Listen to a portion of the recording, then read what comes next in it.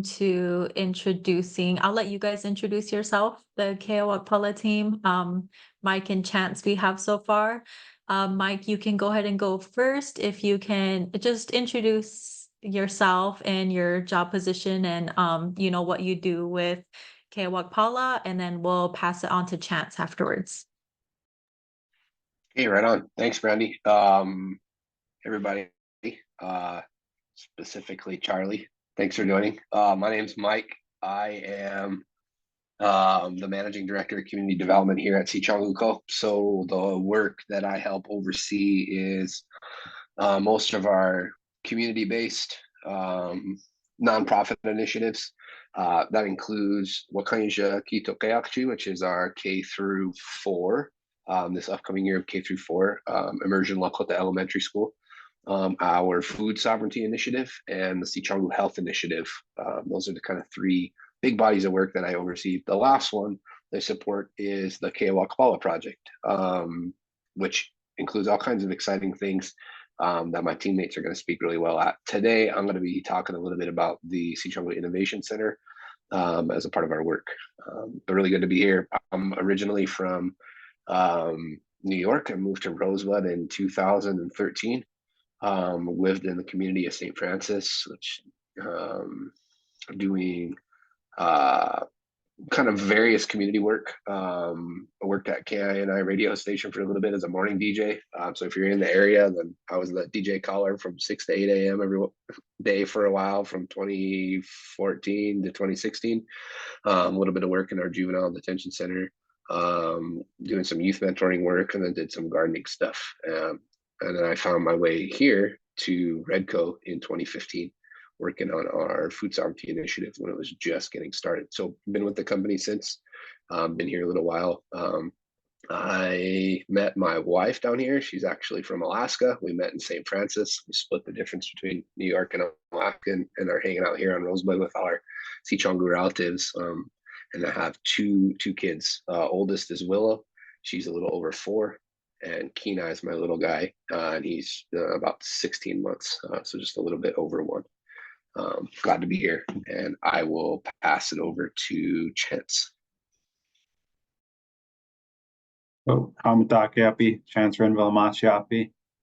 Good afternoon, relatives. My name is Chance Renville, and I am the project manager and housing coordinator for the Keya Wakpala Yapi initiative. Really excited to be a part of the team and all the great work that we're looking to accomplish for the development and the people. A little background on myself. I was born and raised over in the Siston area. I'm a member of the Siston Wapton Uyate of the Lake Traverse Reservation, so I was raised over that way. Been living out West River for about 10 years now. My partner Josie, she joined Teach for America and taught at Spring Creek. So we lived in the Hida community in the teacher housing for a couple of years, 2014, 2015. And then I worked at the school over there at Hida School as a custodian and bus driver. Really great experience, and was able to meet a lot of great relatives during that time. So I'm really thankful for that experience. More recently, we've been living in Martin for the last 8 years, I would say. Upon leaving HEDOG in that job, I worked at Thunder Valley for 6 years, which I ended up leaving just about a year ago this week, I think. Worked on the construction project over there, the single family homes that they had under construction. Pretty involved with that project and trying to create affordable homes for the community over there. So really exciting stuff happening over there. Really grateful for the experience, and just great things happening over there, and just thankful to be a part of that. I've been with this team for about 10 months now. A lot of different things we have going on, a lot of goals and dreams for the community and what we want to accomplish, and just surrounded by a great team. Little more about myself. My partner Josie Green. She works at TFA yet. We have 3 children: Ellis, who is 8, Eden, who is 3.5, and Lena, who is 9 months old. So they keep me pretty busy outside of work, and I'm just really grateful for them and really keeping me grounded and kind of drives me with this work as well, trying to create a good future for the next generation. So excited to be a part of this work, and yeah, that's a little bit about myself and what I do. Thank you so much, Mike and Chance. I love to hear it. Jumping in, basically the first question we have is whoever wants to answer it, just for any viewers that don't know yet, what exactly is it that the KWW team does for Sicangu Co and for our Sicangu people?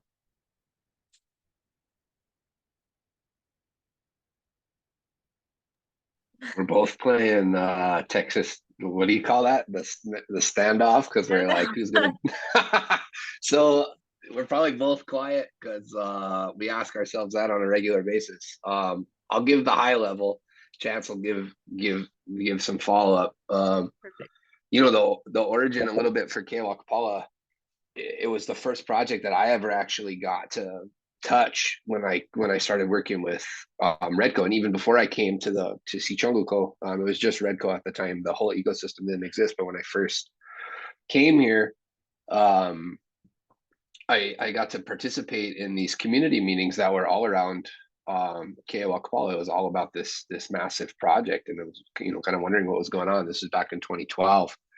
But it's really was an idea around what would creating from the ground up 150 million% Sicangu community look like. One that really carried the best of what Sicangu people have had, you know, culturally, spiritually, emotionally, the relationships, everything of the bright spots of Sicangu culture and community, and bring it into modern time. What would that look like? Not just right now, but even thinking a generation ahead. How do we start preparing for that? And that was the idea, creating a place where Sicangu people could live, work, and play, where the economy can grow strong. Really, I think trying to you know, take some of these prayers and dreams that people have had for generations already and say, what do we need to do to start putting this into reality? The land, it's about a 590 acre plot of tribal trust land, located immediately west of Mission, South Dakota. So as soon as you leave Mission boundaries, Keya Wakpala is right there, on the north side of Highway 18. It's on one of the most highly trafficked highways in the state. It represents a massive amount of potential, yes, for economy, but also it's got this amazing natural feature of the wetlands out there. It's a beautiful site. It really is an amazing site. So that's what we're kind of tasked with doing, is how do we bring that vision to life? And we'll kind of talk about that a little bit throughout the call, but everything that was, you know, kind of put to be out there, including our garden. We talk about this actually a little bit, but when you talk to the food sovereignty team, I don't know if we've done them yet in these sessions, but that garden that sits up there with the greenhouse and everything, that actually came directly out of sessions from our Keya Wakpala engagement. It came from asking community members, what do you want? And local foods, gardens, greenhouses, farmers markets, all those things came out of those sessions. And what we kind of realized is, you know, Keya Wakpala is like a mini version of what people want everywhere. The things that people want there, they really want exactly where they're living now. So I think that's what we see is kind of taking this little section. It can't create for and solve for everything, but it can start. It can push something forward that really can create the needle for the Oyate as a whole, for the community as a whole. So I'm gonna pass over to Chance, can jump in to talk more like specifics, but before Chance goes, would love, I see Mandy got to join. Mandy, we did introductions before, so just who you are, role, and just a little bit of background on who you are. And Hello, everyone. Excuse my tardiness. I was on the phone with actually somebody calling about Keya Wakpala. Sounds like a contractor interested. So yeah, it was a 10-minute call. Sorry, I'm late. I am the Keya Wakpala Community Outreach Coordinator. Started with this position in October of 23. Wow, coming up on a year already. I'm finding this work to be very, very exciting. It's super exciting, especially being a mother of four and having a future of those four children on my mind quite heavily. Keya Wakpala kind of puts my mind at ease seeing this work being done and how mindful it is for the future generations to come. So I'm glad to be here and yeah, excited for more inquiries on Keya Wakpala. Yes, definitely, for sure, for sure. So now it is Chance and Amanda, if you guys want to share a little bit on like on ground work. Again, the first question was for any of the viewers that don't know yet, what does your team do? So you can say what you do, or you can say like however you want to answer it. You can share what you do in your specific role, or you can share about what you guys do on ground. We want to hear it. Yeah, I could jump Who in. wants to go first? All right. So as the project manager, I'm more focused directly on the homes out there that are being built. Working with contractors, architects, engineers, all the different parties who are involved with the project. Yeah, lots of different folks to keep in communication with and really be thorough in the process. We want to build these homes to last for generations, something that families can pass down to their children, and that requires us to be thoughtful, thorough, and making sure that we're crossing our T's, dotting our I's as we build these homes. And that's a big part of what I do, is just making sure that those things are happening, inspections, testing, making sure that's happening out on the site, and ensuring that the ground's going to hold up to the weight that we're putting on it. Just the whole range of pieces that I get to be involved with. Getting electric out on site, water. It's a lot of different pieces to keep moving along, but it's all necessary to get the homes built and get all the things that we need out on the site. So that's a little more detailed on my role and some of the stuff that I do. I also lean in and help with some of the community engagement sessions that we have. We recently had the Housing Summit at SGU a couple months back. Really exciting to take part in that and just share a bit about what we're doing at Keya Wakpala. And just helping out with open houses. Mandy can talk to that a bit more. Just providing some of those details on how the homes are constructed, the materials that we use, and really giving an in-depth rundown of what the house actually consists of, and providing the background and feedback on those aspects. But yeah, Mandy, if you want to jump in and share a bit about your role. Thanks, Chance. Chance, Mike, they're awesome teammates to have. I don't know that I would be doing such a great job without their support, and anything I have questions on, I can turn to them. And this Keya Wakpala team is really, really a good one to be a part of. And it's even more prideful for me to take out into the community when I am doing community engagement. That is my role, and that is what I love to do, is being out into the community. And just getting the community involved, engaging them, staying consistent with them. When I say consistency, we consistently communicate to all interested homeowners. We're seeing that it's a huge need, not just interested at Keya Wakpala, but across Sicangu land. There is a lot of our people who are interested in becoming homeowners. And this role that I'm in, I get to support them along that process, which if you're a homeowner, that's a pretty tough process. And I really am thankful that Sicangu Co and Keya Wakpala have this position to support our homeowners, because homeownership is not easy. And I think even after you become a homeowner, it's still not easy. So to have the support that is given here is detrimental. And I think that this support is going to go, and not just right now, but you're going to see it in the years to come.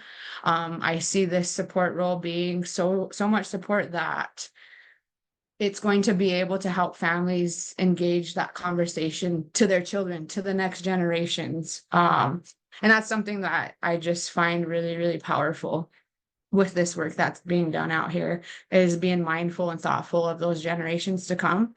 I also get to work with not just Sicangu Co, but tribal entities with community events going on.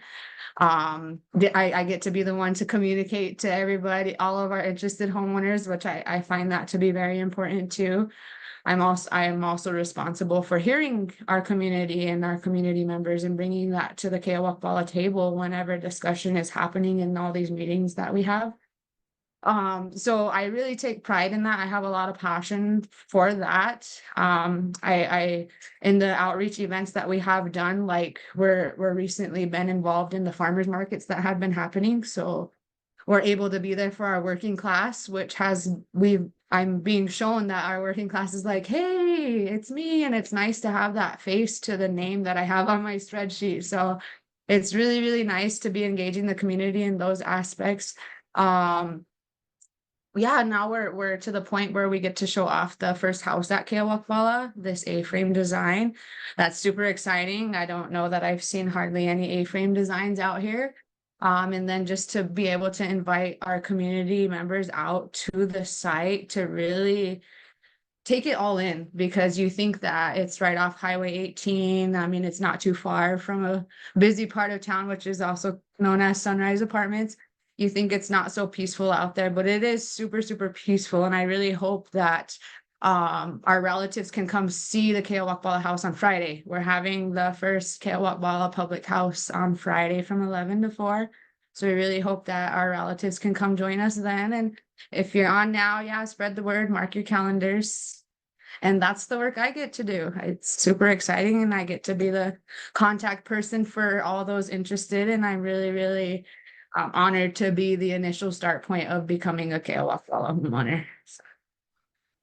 I think too, just as a quick bow, the reason it takes so long to describe is if you could think about what does it take to build an entire city from the ground up. That's what we do on a regular basis. When you look from an aerial view, the plot of Keya Wakpala is almost as large as the entire city of Mission, and including some of into North and South Antelope.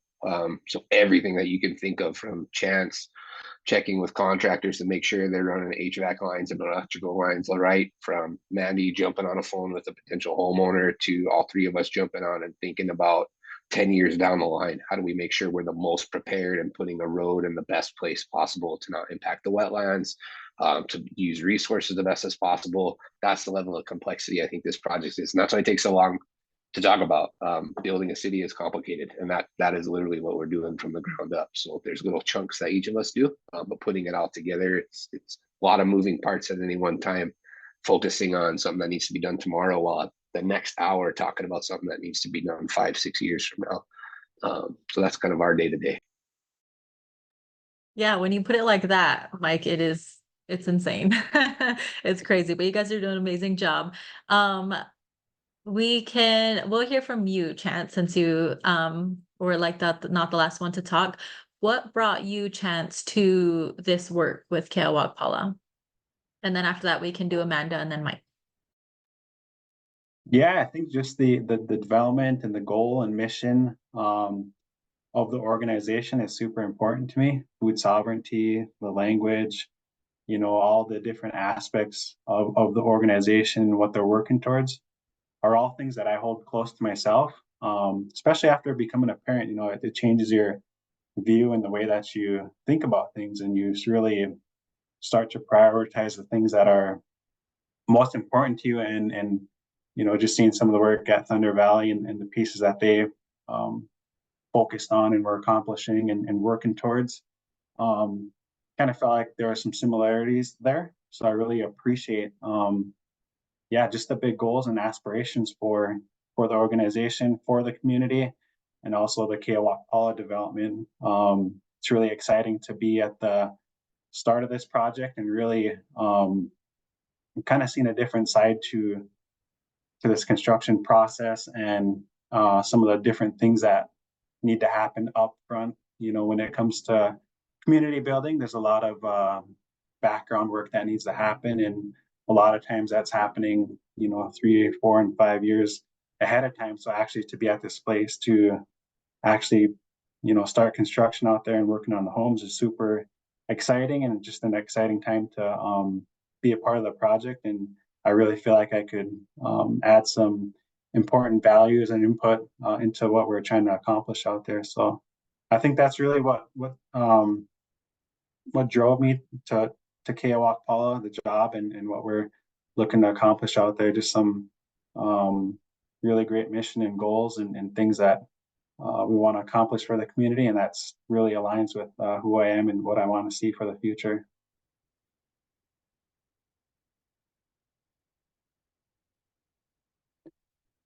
I'll kick it to Mike.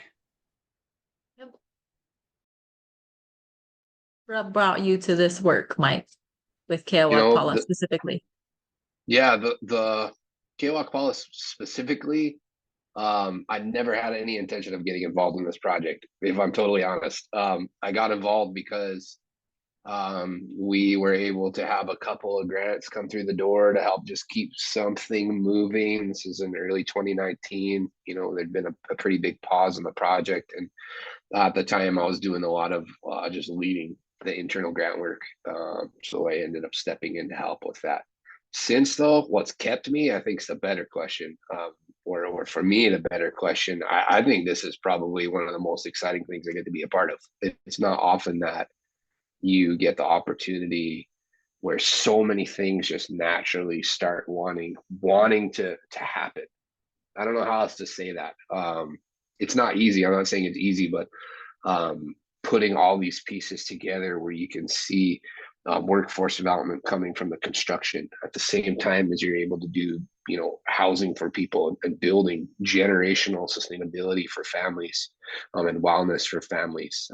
At the same time, you're able to really start pushing and dreaming around you know, making sure people can get access to groceries, making sure people can get access to clothing, to retail, thinking about, you know, where entrepreneurship can come in, how we can support more people running businesses, Sicangu people running businesses. Those are the kinds of things. That's just how I am as a thinker. Like, I love seeing all these different pieces that we know are connected, but they don't always act like they're connected in the dominant world. And that's what I love about this project. It really stretches my creative thinking, but also it requires like that discipline, which I love. When I first started at the food sovereignty team, I used to go from like planting beets in the morning to coming in and having a one-on-one with an employee in the afternoon to writing a grant proposal in the end of the day. And Keya Wakpala is kind of similar. You know, you get out there and you go check on what's going on with the house. You have to get your hands really deep into a nitty-gritty part of work, but then you pick your head up 30,000 feet and are looking 10 years in the future and thinking, wow, what can I look like? So that kind of work gets me really excited. And I think also just having two people like Chance, like Amanda, Sarah, our team is awesome. They keep me really motivated. And I enjoy coming back to work every day to be with them as well. So that's my how I got in and why I stick around and stay and continue to do it. All you, Mandy. Sounds good. Well, I didn't necessarily go looking for this job. I was a government worker for about 10 years, so I had a conditioned mind that I was going to be a government employee for the rest of my life. I ran into some unfortunate situations, and in October, well, I applied, I believe, in September. So at that point, I was unemployed for like 2 months trying to figure out what I wanted to do after the healthcare field.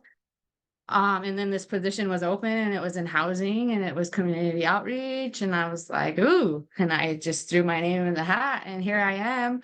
Now that I am in this housing development, I really am thankful that the universe put it before me, because I just became a homeowner a year and a half ago. So I totally know all the hassles and everything that comes with it. And that's why I'm really saying, like, I'm really thankful the universe works the way it does, because I went through, you know, my whole homeownership, and then I come into a role where I get to support homeowners, and I get to have that care and passion there as well. Is not just, you know, it's not just a homeowner, you're a mother in that home, you're a Tui in that home, there's a lot more going on in that home. And I don't know that I ever thought of the depths of what happens in our homes to this aspect. So that's really what's keeping me here. And I am loving this housing department over the healthcare field. I'm loving to be in the community rather than in a building all day long. So yeah, I'm loving it. Love to hear it, you guys. More just kind of starter questions before we get into questions from like the chat and from other viewers. What is something recent that the team is most proud of? So whoever wants to answer that out of you three, whatever comes to mind, if there's anything that you think is worth sharing, what's something recent that you guys are most proud of? Whoever has some itch in the brain and you think people would love to hear it.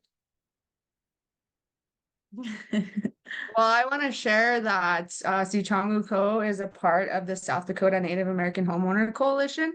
If nobody knows what that is, I think it's a good time to educate on it. I went to an event of theirs last week, and it was really nice to see all the work being done in our Native communities. We got to tour Sisseton, Wahpeton, Oyate, and they have a lot going on. And becoming a new member of the coalition and seeing the work that they've been doing like over 10 years and seeing that South Dakota is the only Native homeowner coalition in the country. So yeah, there's a lot of people wanting to model what they're doing because of how successful they are. And like I said, Sicangu Co is a new member of them. So that's something to be very proud of, the work that they do. And I am very prideful of that because they are going to be a good partner and support for our homeowners moving forward. They have a lot of valuable, very educational, informational team members. The inclusion that they have for all of us, even though they don't know our names and any of that, it just was beautiful. I came back so motivated and fueled from that last week, and I'm just really excited to be a member of them. And that's something that I wanted to highlight because got ourselves in there, and then we'll be moving forward with them as well. So that's what I want to share. I love it. They're so amazing. I loved listening to them at the Homeownership Expo and getting to learn them. They know what they're doing. They're great. I'm so glad we're members. Mike and Chance, anything come to mind? Anything that you guys are proud of that happened recently? Exciting news. Yeah, for me, it would have to be just being able to get to the point of like Mandy had mentioned earlier, having the open house and really inviting the community out and being able to see the home firsthand is really exciting. You know, there's a lot of different pieces that go into a construction of a home. So being able to get the community members out on site and just really seeing what it takes to build a home is important, and just really excited to be able to offer that. And I hope that we have a lot of people who show up on Friday. You know, it's a exciting time, a great opportunity for families and our relatives to come and see what we're up to out there and get the lay of the land. And yeah, just really excited about that. It's been a long time coming, so that's what I'm excited about. Yeah, go ahead, Mike, jump in. I think the two pieces for me that we just finished, it's kind of like full circle. So in 2012, we started with a master plan for the whole 590-acre site, like where everything was going to go. But honestly, at that time, we didn't even really know enough. We had a ton of community feedback, but we didn't know exactly what should go where, how to phase things out, what was the highest demand to really come first, what was most feasible. So we've done a lot of work in the interim. I think the housing feasibility study that we partnered with Amarak on for the Keya Wakpala site is one of the best reports we've generated, one of the most practical, like what are people really looking for, and diving into everything from monthly cost ranges of what's, what affordable piece for the community at large, what size of homes, all these different kind of pieces. We just finished our first draft, so we're getting to the point where we can actually take it back out to the community and start getting some feedback to make sure everything's on the right track, of an updated master plan, and that gets me really excited. And a big part of that is, the first one was good. This one I feel like is even better because I think we really pushed to try and be like, what does a Sicangu development look like? What is a Sicangu city, a Sicangu community? The first draft, it just looked like the suburbs. That's like, No, I don't think that's what we want. I don't think we just want to take like Sioux Falls suburbs and put it here. I think we know through feedback from community members what they like about currently. The lot sizes are a little bigger. Is it the most economical, and do you make the most money on that? No, but that's not what we're here for. So being able to like design home sites that are a little bigger for family members, being able to have more little parks and natures between the houses so everybody's not cramped in, right? Like really trying to be intentional about the kind of experience we want people to have. I'm really proud of that, and I'm excited to take it out into the community and get some more feedback. Second thing I'm most excited about, we just are wrapping up an updated housing type design. So we have one design out there, that's that A-frame style design that we finished, 2, 3, 4-bedroom version of that. While we were going through, we kind of realized we want to give people options when it comes to housing. One of the things I think that's not great about the housing market out here is there's like almost no choice. When there's very little houses that come up for sale, and if you're buying new, most people are limited to an Eisman home or a governor's home, or there really is not a lot of option. And even if you wanted to go with one of those types, I think just being able to compare it to something and make a decision is a big thing. So even for us, we didn't want to just lock people into one type of home, and we just finished our new housing type design. Also really excited to start bringing that out and showing people. There actually ended up being 2 that came. There's a 3-bedroom version, and then there's a larger version that could be either 3 or 4. If it's 4, it has 4 bedrooms. If it's 3, it has larger common living space. So really just wanting to give people as many options as possible. I'm proud of that. It can be easy in design processes to get flashy or to like add, but always that means it's more expensive. And I think we held ourselves really well to keeping a house design that was culturally relevant, that was really thoughtful in the lived experience for families in the home. But that still is beautiful and high quality, and it's going to feel really different than most of the houses that you get access to in the area. So those are 2 things I'm really proud of the team for seeing through to completion. Okay, nice. I have a couple more starter questions, but I do want to ask Charlie's question that he threw into the chat. So whichever one you guys think you have an answer for Charlie. He said, now that the model is progressing, what types of unexpected construction hurdles have you seen come up? Are there any regulatory challenges with the development?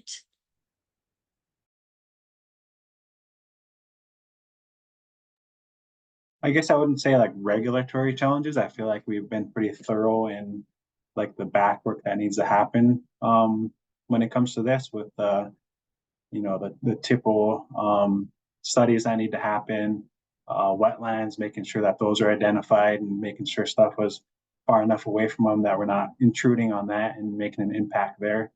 I feel like that was all pretty thorough in the beginning and haven't really run into much when it came to challenges there. I think just kind of what we've seen across the board with construction, though, that's been a challenge, is just the price of materials. Ever since COVID hit, the price of everything basically skyrocketed, and construction materials wasn't any different. So just trying to navigate those pieces and really,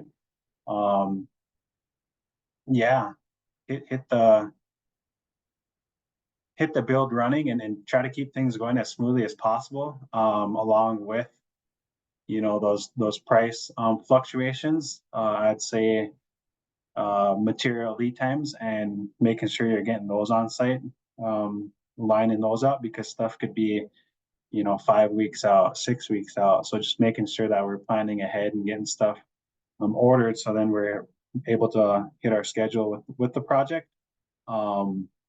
But nothing major, all things to be expected. And I think just continuing to learn as we go and improve our process as we continue to build the development out is important, and something that I'm really keeping a close eye on, and working to speed up and be as efficient as possible with the homes. Nice, One of the thank you, Chan. things we're Go ahead, Mike. running into too, we're not running into it with the current housing, but as we've started doing things like with the Innovation Center specifically, one of the pieces that we're realizing is, like an example, if we end up doing like mixed use zones, That's something we're definitely going to end up working with the tribe on, just from a zoning perspective. I don't think the current land code actually has a mixed use. It's either all commercial or all this, so mixing residential in with different pieces. That's going to be something that's just new. We haven't had a lot of that development in rural communities, period, not just here on Rosebud. But some of those, yeah, like you kind of asked in the very question itself, like we just won't know what we don't know until we do it. Until we start kind of pushing on a new idea, and then all of a sudden says, oh, the regulatory environment doesn't support this for this reason. So now the great thing I think about being where we are is the tribe really has, pretty full regulatory power over those things. We don't have to wait for the state or for something to come in and approve it. And I think that'll be really exciting to see what the kind of boundaries could be pushed on a project in that way. Nice. Okay. Thank you, Charlie, for your question. And thank you, Chance and Mike, for answering for him. You know what? We're going to ask this question right now. Another question from the chat. How much of the construction process are you able to source with reservation resources? I don't know if you guys want to think like tribal resources there. I don't know if there's too much of a difference with like the Rosebud Sioux tribe compared to like the reservation, but whatever comes to mind, how much of the construction process are you able to source with reservation resources? I think definitely being intentional when we're looking at contractors and supporting the local guys who are out there doing the work every day, wanting to, yeah, really support them and get them on the project and be construct the homes through them. It's important for us to support our local contractors and the folks who are out there every day making a living. So that's really important, and being able to keep them employed is important. And also we want to be able to continue to work with local forestry department and source materials from them. I think that's a really big opportunity for us as we look ahead to the development and the amount of work that is going to be coming up out there. And I think in the design process as well, being mindful of that and really looking at how can we, design these homes in a way that we're able to source our materials from the forestry department, whether it's, some of the trim finish within the home or the large timbers for the deck and the shade structure, and really being mindful about that and intentional with those pieces. Yeah. The other piece too that we've kind of seen, when we first started the housing design process, the structural process we went for the house is a panelized system. So what that means is it's a, like a 2x6 wall frame system that's framed up in a factory somewhere. It has an exterior insulation piece, so the energy performance of the home is higher than typically any stick built or pieces like that. And then it's shipped to the site and basically, kind of just put into place. There's not a ton of like manual framing that happens. You get to drop it in. An awesome example right on the screen. Has a bunch of different benefits. The energy performance of the house is higher. The construction time is shorter, but it also is and shorter. I mean, significantly shorter. I think we cut about a month worth of the build off our anticipated timeline. Based on how fast these went in. You can see the windows are pre-installed as well, which is typically a place where you get air leaks, but also time consuming kind of getting those framed out in the field.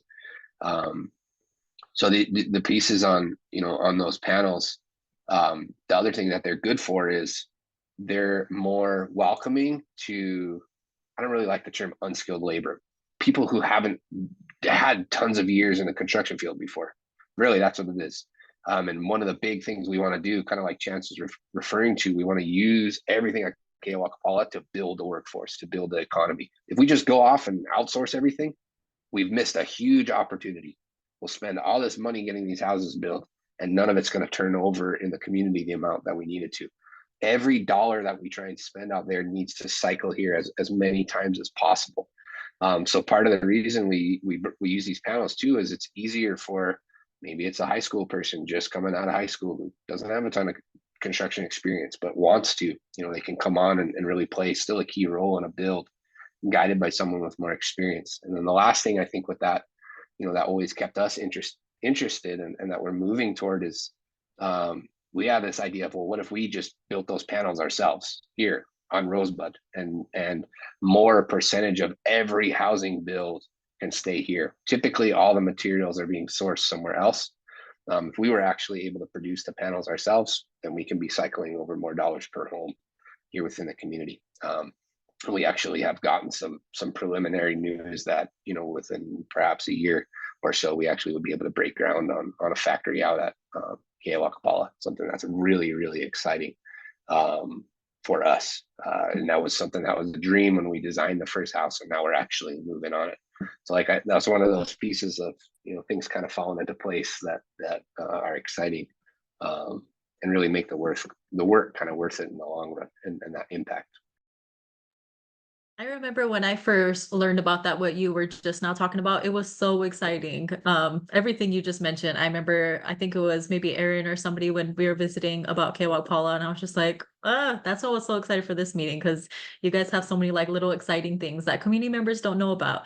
And we do have community members that did register, and we'll get like the recording and stuff of this. So hopefully they can rewatch it. And Amanda, you might get overwhelmed with potential homeowners. But kind of a little bit different than the last question I asked of what are you most proud of? Is there anything from any of you guys that with the Keya Wakpala work, is there anything that keeps you up at night? Anything that's just kind of like anything like that, that just, yeah, anything that keeps you up at night with this? I could start. You know, I think the reality on any of this is when you want to do work that's going to be generationally impactful, it often means that you are having to work against or around or stand up entirely new systems because the existing ones were built to create the current conditions. And what I mean by that is there's a reason that there's not housing here to the level and the quality that people deserve and need to live healthy lives. There's a reason for that. There's a history for that. That was intentional in a lot of ways. In terms of reducing access to people's resource base, but also through policies from federal government that put substandard housing in place, and continuing formulas that keep people in a state of really having to choose, do I have a safe place to live? Where can I start on a career path where I can actually start building some income and things like that? What that means then is that standing this new system up and trying something new is always going to be more costly and seen as more risky, even when you know it will work, even when you know it's the right thing. It just requires a lot of effort and extra cost up front to basically prove the concept. And we talk about this a lot. I know it's probably weird, but if you work for a big tech company, Apple or Google, they go get big investments to try new things, and that's how you get the newest iPhone or the newest whatever it is. They put a lot of resources, both people's time and financial resources, into the development of something that's going to work and that's going to be really high quality. We have to do the same thing. We just don't have the bank account that these big companies do. So that, I think, always for me is wanting to be able to make sure, you know, that we're able to secure what we need to really be able to try something and not cut any corners. You know, I think that's always a temptation for community-based organizations, is to want to take the simplest path, but it usually isn't that. You need to kind of, you know, wind a little bit and find your way through different solutions. So those are things that keep me up a little bit at night, I would say, but also as part of the fun of it. So it's a certain personality that gets involved in this kind of work. Chance, think Amanda, for do you guys me- have anything? There we go. Go Yep. ahead, Amanda. Perfect. For me, I just want to make sure that I'm getting out to the community and our community members this information. So I do find myself laying there like, you know, what else can we do? What hasn't been done? You know, what will get our relatives to get on this level we're on here, to see this vision that we're seeing. So for me, it's just, you know, wanting to try new things, try something that wasn't done before. Is it enough? You know, did I make enough phone calls? Did I do enough notifications? Like that's what it is for me, that I will probably lose a little sleep on, making sure that I'm doing my job engaging our community and our members as they need to be. Keya Wakpala was very new to me. And so being in this role, I'm constantly thinking, well, what do our community members need from us? When do they need it? Where do they need it? Like factoring in all the demographics that come with this work, because we have, like Mike said, this is work that's probably never done before. We have such rural communities. I mean, when you take a look at our reservation boundaries, there's just, it's wide. And so wanting to make sure that we're hearing every community member is what keeps me up, and trying to find ways that they all can hear us and be a part of this work too. Yeah, for me, it would have to be what keeps my wheels turning is just more recently with some of the master planning stuff and really looking ahead to the future generations, making sure that we're planning for all the different things that are possible, you know, with the more extreme weather events that we've been having, keeping that in mind. And, you know, there's a lot of flooding going on right now, a ton of rain, and it just seems like year after year, there's these little shifts with the weather and things that are happening. So keeping that in mind as we plan this community, this development, and making sure that we're creating a climate resilient housing development out on site there. You know, sometimes I'll hear things on the radio and it's a show regarding infrastructure, and I'm passing that along to the team, and you know, making sure that they're taking it in as well. And so, you know, it's just kind of never ending. Wheels always turning, and I was thinking, you know, what else should we be thinking about as we're planning for this community, and just always keeping in mind too that it's conceptual. Things are going to change. You know, what's there now isn't going to be the same in 5 years. So just trying to plan as much as possible ahead, and yeah, just keeping that in mind as we build it out. For sure, for sure. I think this next question might be for Amanda in the chat. Is there any sort of program for a path to homeownership, maybe similar to the Habitat for Humanity programs?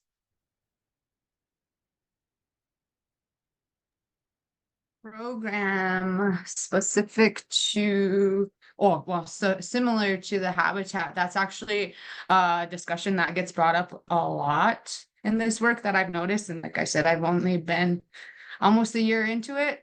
And going to the Native Homeowner Coalition, that is something that it was brought up there too.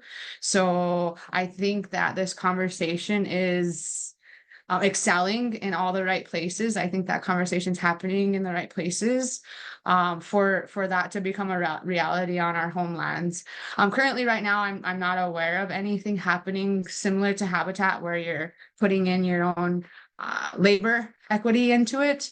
But I can see that happening in the future for sure. Like Mike mentioned earlier with the Build Smart panels, and when you go out there and you're able to see those panels and how easy they look to install, it shows you that, like, whoa, cool, like I don't even really need to know much to come out here and help with this. So I think that that's something that can really happen in the future. As of right now, though, I don't think there's anything in that depth of, because Habitat is a really specific process for homeowners who go through their program. Like, you literally are signing yourself up to do so many hours of labor work. That's volunteer basis too. So Nice. This question might be chance-based. Correct me if I'm wrong, but you mentioned the A-frame design and incorporating Lakota design principles. Could you say more about that? And what does that mean in practice? Did you have Lakota designers for the homes? Might be able to speak a little bit on this as well. But with the design of the A-frame, you know, you kind of get the feel of a teepee with the A-frame. You get this really pronounced roof line that gives you that feel, and that's one way that it's achieved. Also with the model home specifically, keeping that main entrance facing to the east, you know, that was important for our ancestors with the teepees, having the door facing the east and greeting the sun every morning as it came up was important. That's also one element of it. Also taking feedback from the community and some of the things that they said they wanted to see within the home, creating a place that, families could come together and share, sharing that space together, which is achieved through the living room, the kitchen kind of being connected. That's really a place for families to come together. And I see that with myself and my family. We spend a lot of time in the kitchen cooking, and really all that camaraderie in that space, and then really creating that with this design was important. And I think you'll see that reflected in also the new design that we've got in the works as well, creating those places and spaces that are important for community members and the things that they have voiced to us for what they wanted to see with the homes, and what was important to them. I believe we really did a good job of reflecting that with the home designs. Mike, I don't know if you wanted to add anything to that, but Yeah, just a couple of quick things, because you really covered almost all of it. So one other piece in the front, you could see on this home specifically, there's like a bay that comes out and kind of has the angled a little bit around this. That specifically came from a call to like log home structures that were originally built in like early reservation days, and kind of, I think, call into the creativeness and resilience of people who were building structures even that were different from teepee dwellings that they were coming from, but still created these really homey, welcoming spaces for their families. So that was a little bit of a call to that. The piece too, I think, two questions. There's like culture from a traditional culture standpoint, but then there's also culture from just how people live. And I think these homes really try and balance those two. Big open common living spaces for gatherings, because we know people have family gatherings. You want to be able to fit your relatives in the house, and everybody be able to see each other, or you really want to be able to have relatives cooking and preparing dinner, but seeing what kids are doing, playing in a common space, being around, like being together and having those big open areas in the middle. That was important. Also knowing, families often take in other relatives, and sizing homes to be able to know that we often just get more people in a house than you typically would see in non-Indigenous communities. So let's just design them to be able to handle that. That's another way. I think all those pieces are some of the things I tried to think about in the design. And then the first design was done by an Indigenous-owned architecture firm out of Seattle. They actually had a Sicangu architect on their staff, which is super exciting. So she was a big influence on that very first house design.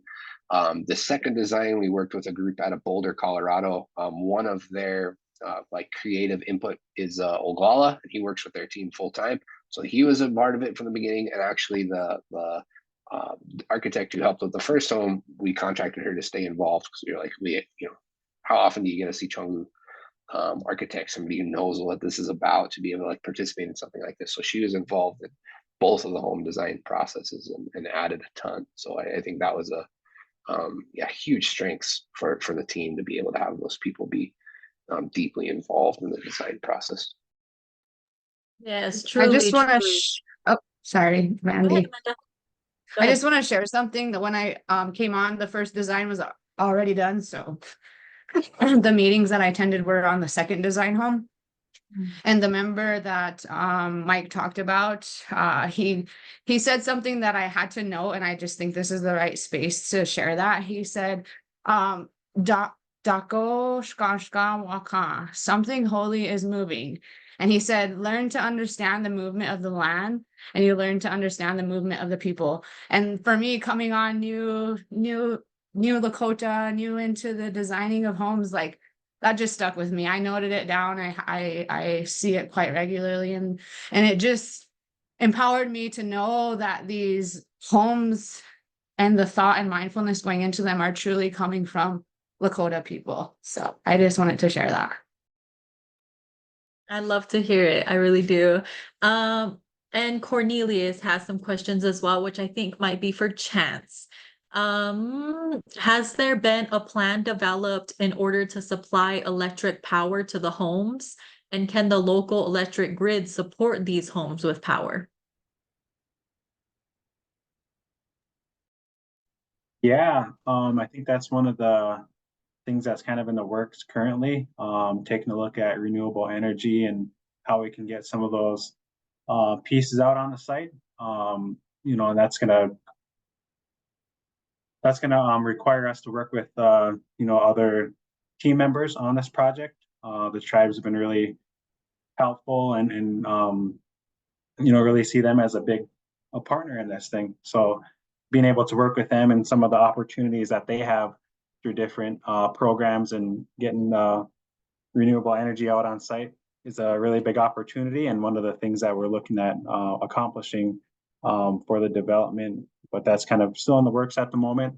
But when it comes to electricity and getting it out on site right now, you know, we already have electric to the home at the model home, so no issue there. Working with Cherry Todd on that, but really looking at this as another opportunity to create something different that, you know, maybe something that we own and we can really self-determine how that's actually built out. So still in the works on that a bit, but definitely one of those areas that we want to continue to look at and develop and really make it our own.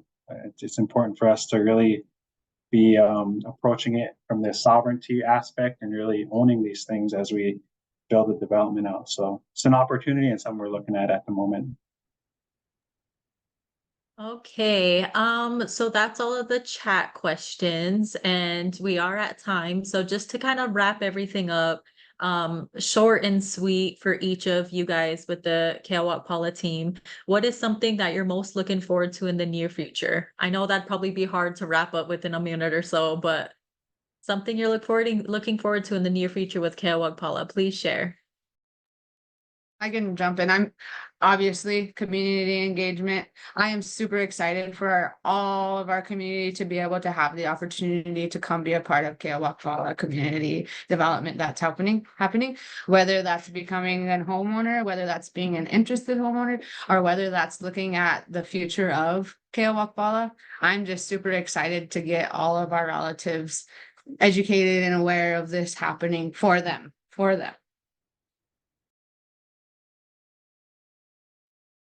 One thing I'm super excited about is just being able to see the first family moving out on site and really the